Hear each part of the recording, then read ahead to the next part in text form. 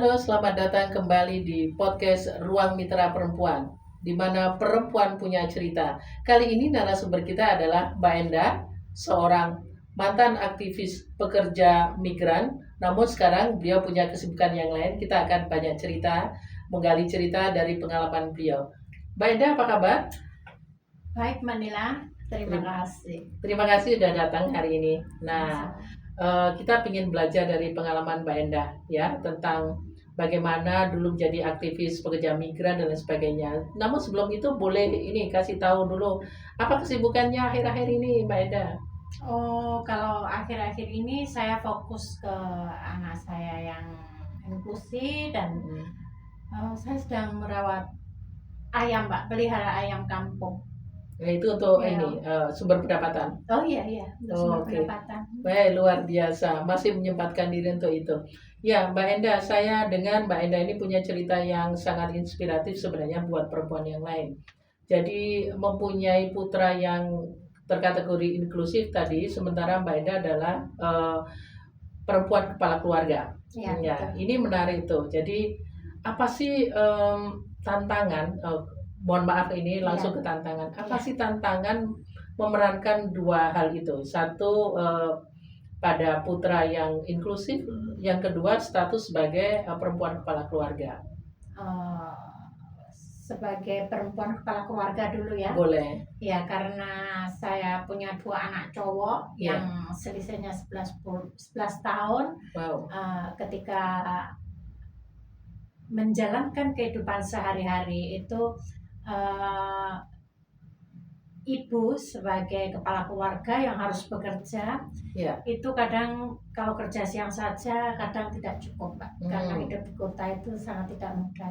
Iya. Nah, kadang setelah itu kita harus keluar.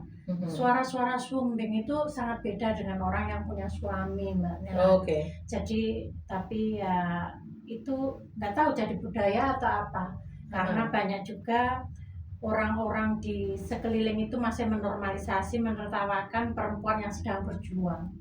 Biasanya seperti itu. Tapi mungkin saya sudah terlatih ya, karena memang sendiri, apa-apa sendiri. Jadi lebih tidak begitu peduli dengan apa yang dikatakan orang. Tapi kalau hanya orang komen, kadang beli sayur itu Mbak ada yang komen, hati-hati di sini banyak janda, bahasa-bahasa yang menurut saya juga kurang elok lah saya dengar. Iya, kurang patut ya. Iya. Kayak gitu Mbak Nila. Jadi stigma masyarakat sebenarnya pada perempuan kepala keluarga itu seringkali negatif ya gitu. Iya. Nah, kalau boleh tahu sebenarnya Mbak Endah menjadi perempuan kepala keluarga sudah berapa tahun? Sebenarnya dari anak saya yang pertama itu Mbak, usia 1 tahun. Setelah itu saya pergi pisah dengan ayahnya dan pergi menjadi TKW selama 4 tahun. Iya. Nah, setelah itu jauh hingga dia usia 10 tahun, saya coba lagi untuk yang kedua dan ternyata gagal lagi. Mulai dari dalam kandungan. Yang kedua. Ya. Tapi sebenarnya kalau dihitung dari usia si sulung waktu itu sampai sekarang dia mahasiswa ya Mbak ya? Ya, mahasiswa. Wah, itu sudah di atas 10 tahun. Usia dia berapa Mbak? 19. Wow, ya, udah hampir 20 tahun ya gitu. Ya. Jadi itu pengalaman yang panjang itu menjadi perempuan kepala keluarga. Jadi tidak heran kalau Mbak Enda sudah sangat kuat hal itu gitu. Tapi adakah masa-masa yang dimana sangat menjengkelkan, sangat down dan Mbak Enda merasa bahwa ini tubir yang rasanya berat sekali untuk dihadapi sendiri, itu pernah nggak Mbak mengalami masa yang seperti itu? Ya pernah, ketika ini pengalaman ketika anak saya waktu itu SMP. Nah, ada beberapa mama-mama teman sekolahnya itu berbahas tentang orang tua murid. Nah, kebetulan saya sudah single mom waktu itu dan anak saya masih kecil sih. Yang kecil itu masih usia berapa itu, 3 tahun, belum ada 3 tahun. Nah, karena di situ semua banyak yang datang ketika ada acara itu, mamanya, papanya gitu, dan ketika anak saya hanya dengan ibunya itu menjadi gunjingan dan dia sempat tidak tidak apa ya, tidak ingin bersekolah kayak gitu loh Mbak, karena mendengar kata-kata yang kasar kayak Iya, gitu, iya. dan sarkas lah tentang keberadaan ibunya kayak gitu. Itu Nah yang itu yang paling membuat saya terpukul. pengen ya, pengen gimana ya Mbak, pengen menangis tapi saya tidak menangis, pengen teriak tapi nggak tahu teriak ngapain gitu, tapi benar-benar saya marah itu waktu itu. Tapi dengan berjalannya waktu saya memberi pengertian kepada anak saya bahwa setiap kehidupan itu tidak sama, setiap orang itu ada yang sama mama papanya bahagia, ada yang tidak, ada yang sama dengan ibunya saja juga bahagia, juga tidak. Nah, ada waktu ketika setelah itu Mbak Nila ini cerita lagi, anak saya itu menginginkan saya menikah lagi. Terus saya tanya, kenapa? Katanya biar beban ibu diringankan katanya. Iya. Saya sempat menangis waktu itu, tapi saya tidak langsung menjawabnya, tapi saya suruh dia menulis kenapa menyuruh saya menikah lagi. Katanya melihat saya tiap hari itu bekerja, pulang pagi, sore, dan nanti malam kerja lagi, itu kayaknya dia merasa saya sangat berat. Mungkin ya, mungkin dia merasa seperti itu. Namun besoknya saya WA, saya bilang nanti Bu pulang sore pengen ngobrol kayak gitu. Terus saya ajak ngobrol, kenapa pengen benar-benar pengen ibu menikah lagi, apakah tidak bahagia, saya tanya gitu. Katanya enggak, katanya kasihan ibu, kan ada yang bantu nyari uang katanya dulu bahasanya kayak gitu. Terus saya bilang kalau mau menikah kayaknya ibu bukannya nggak ada yang mau, ada lah yang mau menikah, tapi yang saya pikirkan adalah kalian. Maksudku dia dan adiknya gitu. Nah jangankan orang lain yang bukan darah dagingmu, ayahmu saja seperti itu. Jadi kamu bisa menggambarkan atau cari gambar, saya ini tidak mendiskreditkan ayahnya ya, tapi jawaban saya waktu itu memang seperti itu. Jadi jangankan orang lain, ayahmu saja, yang ayahmu sendiri itu seperti itu. Nah jika nanti ibu menikah terus orangnya itu hanya sayang sama ibu, terus kalian itu diabaikan gitu, apa ibu nggak sakit, kalian nggak sakit gitu. Akhirnya terus malam-malam gitu saya pas terjaga gitu ada WA, ya nggak usah menikah Bu katanya. Iya, jadi kita bertiga saja katanya. Jadi makanya sekarang ini kalau mau kemana-mana gitu, kalau nggak begitu dia senang gitu pasti nggak main ambil ibu kayak gitu. Nah itu sudah lewat, tapi ketika dia sudah remaja, sudah SMK, itu semua benar-benar sudah berubah. Jadi dia anak saya lebih dewasa dan kita sudah berbagi tugas itu makanya saya merasa lebih bahagia sendiri. Saya tidak peduli orang lain bilang apa. Iya. Wah, saya membayangkan Mbak Enda dengan dua putranya itu menjadi satu tim yang kuat gitu ya. Iya. Jadi bagaimana sebenarnya komunikasi dibangun, misalnya anak-anak itu lalu menjadi tadi sadar satu kondisi bahwa belum tentu orang baru membawa kebahagiaan, tapi kita harus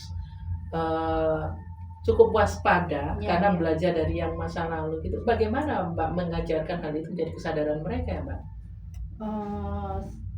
Awalnya ya seperti itu Mbak Nila, mungkin dia juga sulit menerima karena ini kita bicara ekonomi sekarang ya. Karena secara otomatis saya bukan bekerja dengan gaji yang besar. Nah ketika bersekolah itu pasti kan ada teman-temannya yang pakai ini pakai itu beda gitu. Mungkin dia juga berpikir kok aku enggak kayak gitu. Nah tapi saya kasih tahu bahwa bahagia itu tidak dari situ. Nah karena saya hidup di lingkungan ibu yang sangat keras, jadi dia pun juga tak pernah ikut ibu saya, jadi paham persis bagaimana kita ini berjuang.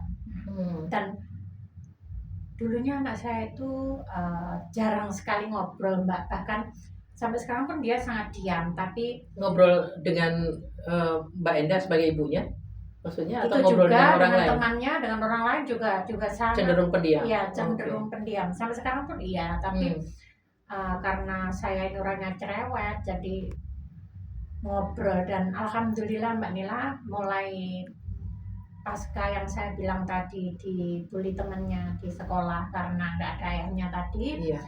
itu kami sering ngobrol. Jadi Hmm. saya sempatkan ngobrol. Nah kalau saya benar-benar sudah dalam emosi yang tidak terkontrol, itu saya diam, tapi pasti saya WA lewat WA gitu nanti. Dan alhamdulillah nggak tahu dia belajar dari mana, setiap kali itu dia mengalah kayak gitu Mbak. Terus saya pikir-pikir kok kenapa, terus iya Bu nggak apa-apa, biar aku saja, selalu seperti itu. Terus nah ini di SMK Mbak Nila, itu dia minta saya tuh bersikap lebih gentle lagi katanya. Kalau ngomong itu jangan terlalu keras, gini-gini. Saya kaget Mbak Nila, saya kira selama ini saya sudah menjadi mama yang perfect, maksudnya itu yang perfect, yang benar, yang didengar anak dan itu bagus, dan ternyata tidak. Meskipun kita banyak komunikasi, ternyata dia masih memendam banyak rasa yang memang perlu diperbaiki. Iya, perlu dari diperbaiki mamanya. kayak gitu ya. Terus katanya saya kalau ngomong itu terlalu keras, dia malu katanya. Oh iya, saya bilang oh iya mungkin sampean benar, tapi ibu minta waktu. Saya bilang gitu Mbak Nila, ibu minta waktu untuk belajar karena ibu itu sudah dari dulu itu ngomongnya kenceng. Jadi sebenarnya kalau boleh memilih, saya ingin lahir dengan orang yang jadi orangnya lemah lembut ya gitu. Terus tapi saya akan berusaha, saya bilang gitu. Saya juga malu Mbak Nila, masuk iya sih kayak gitu. Dan akhirnya saya timbang-timbang, oh ya mungkin iya, tapi sekarang saya sudah banyak belajar dan jauh berubah, enggak kayak dulu. Saya tidak mukul Mbak Nila sama anak saya itu. Tidak main fisik Oh enggak, ya. tapi mulut saya itu memang pedas dari kalau sama kali pokoknya. Dan apa ya, kalau mungkin orang sekarang bilangnya apa ya Mbak, nyinyir ya.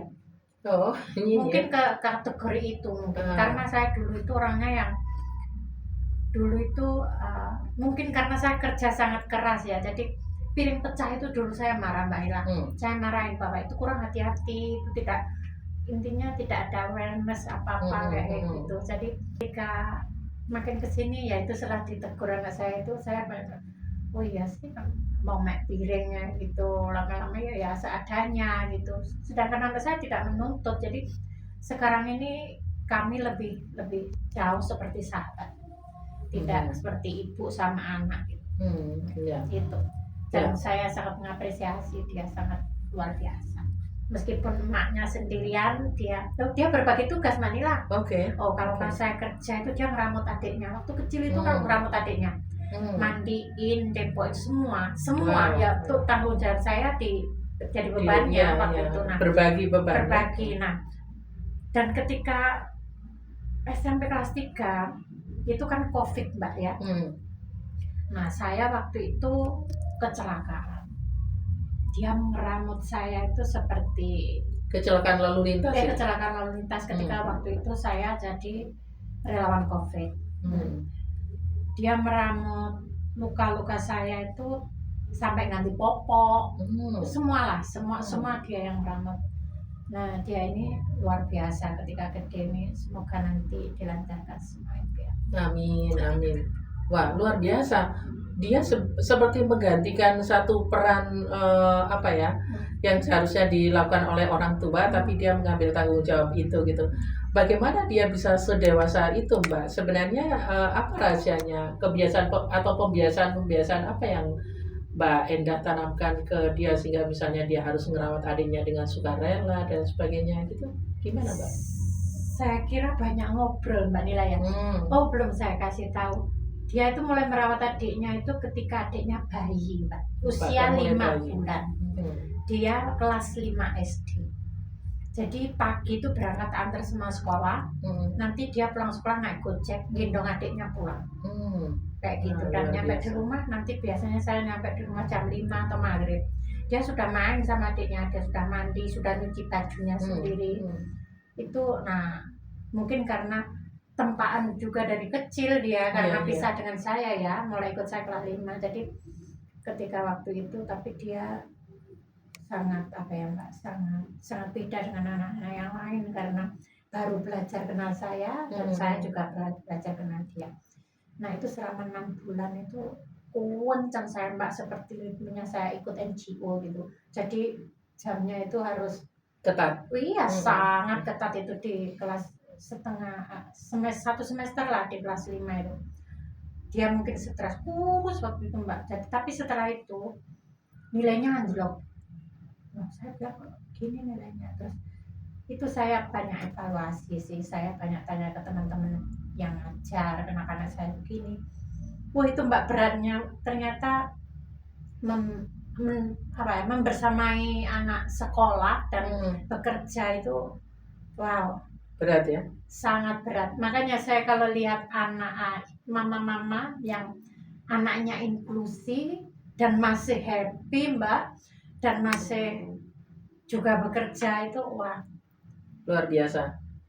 Saya sangat hancur 2 jempol serius ini Mbak Nira karena saya melihat kehidupan saya karena saya mengalami banyak masalah itu, maksudnya banyak tadi stigma juga, masalah secara finansial, masalah secara sosial itu ketika anak saya yang kedua lahir dan anak saya yang pertama ikut saya karena dulu ikut ibu saya dan ayahnya itu. Jadi ketika itu wah saya harus ya struggle pastinya untuk survive kita bertiga. Nah di situ belum bisa naik motor anak saya itu Mbak. Ya saya intinya berjuang dari situ. Saya banyak belajar dari anak saya yang nomor 1. Bahkan ketika karena saya dulu ikut aktivis ya Mbak kemana-mana, ikut relawan kayak gitu. Jadi lebih ke orang imbongan kayak gitu Mbak. Dia itu pertama waktu itu kelas usia 6 tahun Mbak. Ketika saya pulang ikut saya, itu ngajari saya ketika marah katanya suruh istighfar. Oh, astagfirullahaladzim. Saya masih ingat itu. Sampai sekarang masih ingat itu. Jadi dia yang mengingatkan Mbak Endah malam. Iya waktu itu Mbak. Aku ingat betul waktu itu. Tapi ketika itu mau tak ajak ke Kota Malang sama ibu saya nggak boleh. Akhirnya diambil ayahnya. Ya itu kelas 5 itu balik. Ya ampun, perjuangan di rumah Nila saya sudah mengalaminya. Saya berhenti jadi aktivis waktu itu Mbak. Karena anak saya yang kedua itu lahir.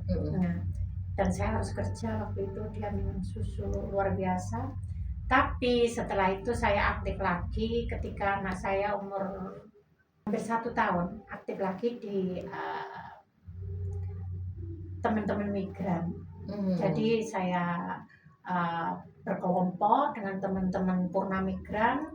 Itu sebenarnya lebih ke pendampingan sih Mbak, dan keluarganya yang ditinggalkan kayak gitu, anaknya, ibunya kayak gitu.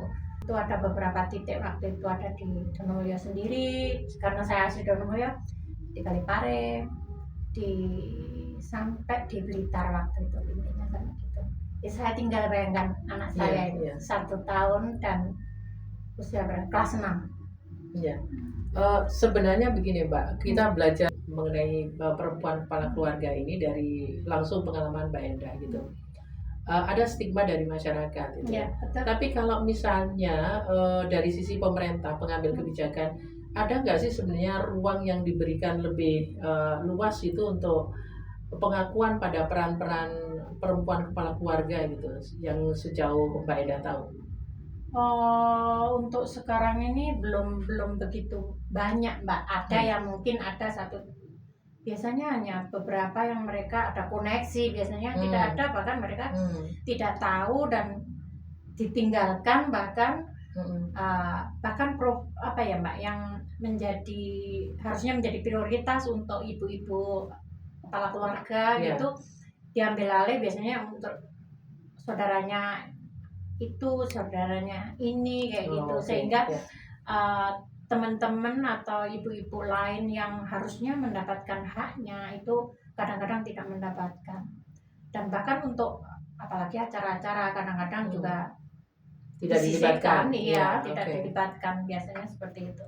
Mbak Enda terlibat tidak dalam misalnya mengorganisir teman-teman yang mempunyai pengalaman sama, misalnya sebagai perempuan kepala keluarga mengorganisir diri lalu memperkuat kapasitas macam itu ada. Oke, boleh ada cerita Mbak ada. bagaimana saling menguatkan dan saling berbagi di antara eh, yang sama dengan Mbak Enda ini.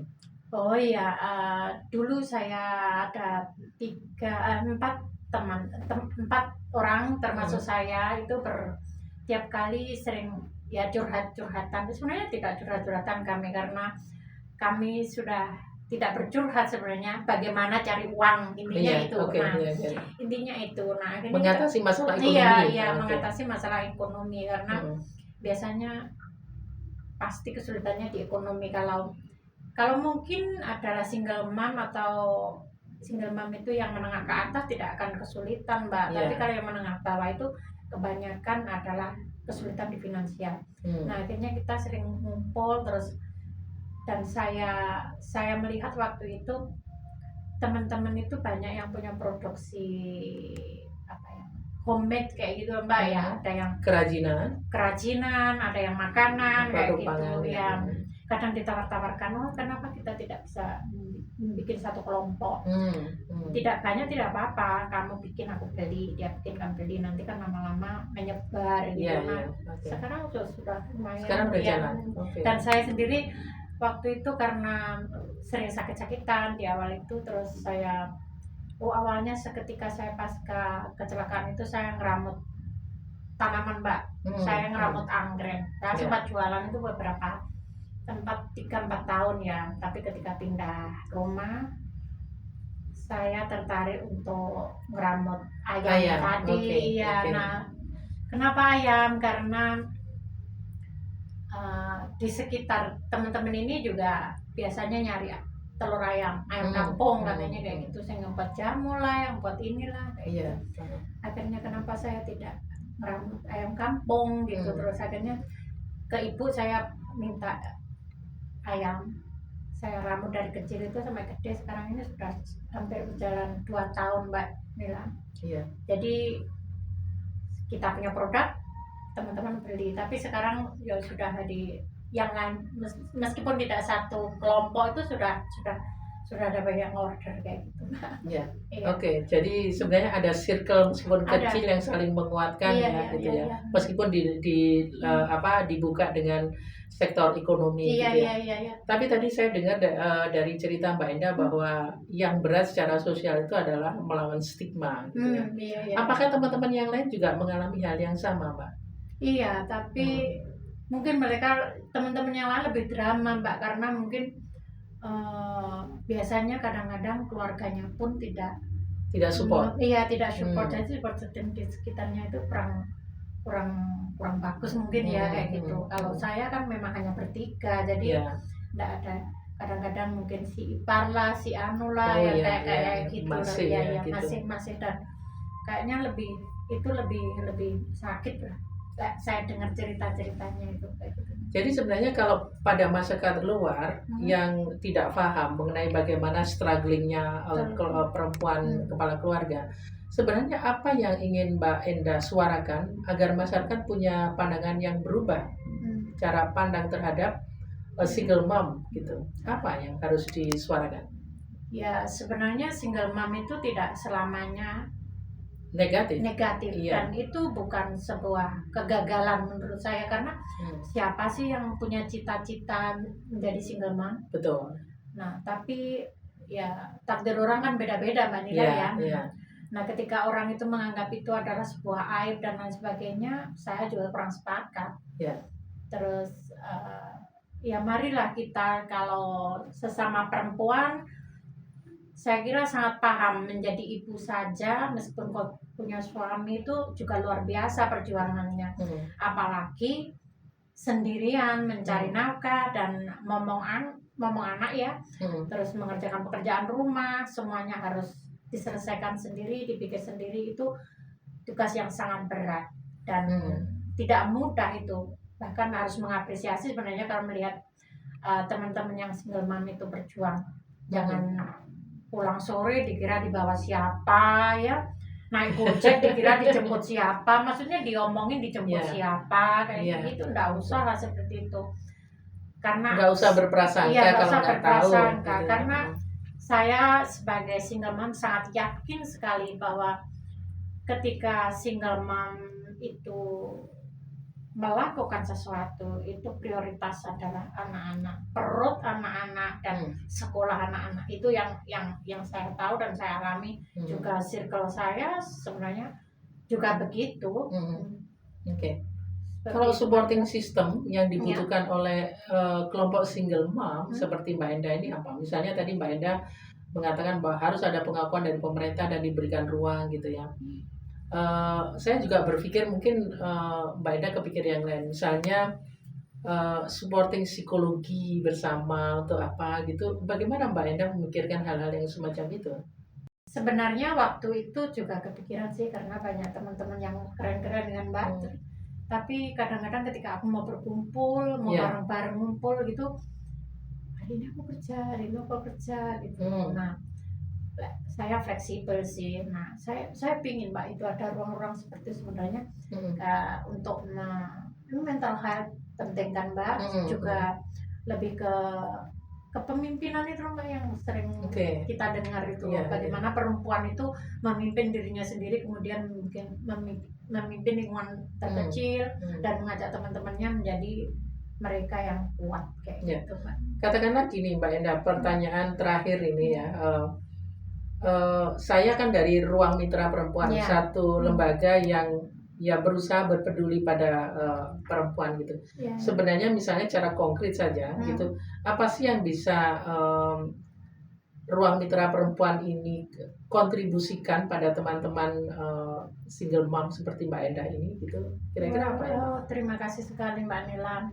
Kayaknya itu lebih ke penguatan Mbak, penguatan secara apa ya, self esteemnya Mbak ya, buat teman-teman, sehingga mereka itu tidak akan merasa bahwa sendiri pastinya, dan mereka akan merasa bahwa mereka juga apa ya, sangat berharga Mbak menurutku. Kalau di kota mungkin sekarang ini